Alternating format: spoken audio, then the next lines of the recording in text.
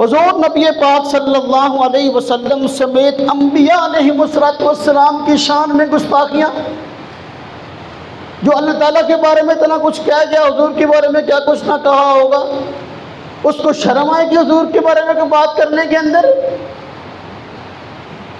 आप सल्लल्लाहु अलैहि वसल्लम के मुतल्लिक़ कहता है, नऊज़ुबिल्लाह, अपने आप को बढ़ा चढ़ाकर हुज़ूर से पेश कर रहा है कि मैं हुज़ूर से अफजल हूँ।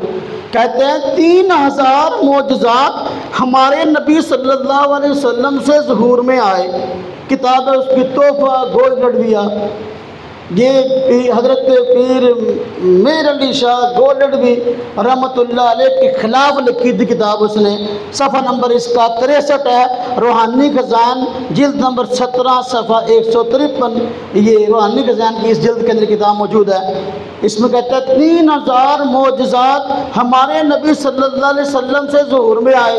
अब देखो ज़रा, अपना मुतल्लिक़ कहता है, लेकिन मुझसे 10 लाख निशान ज़ुहूर में आए, यानी मेरे मोजज़ात 10 लाख हैं, हुज़ूर के 3000 है।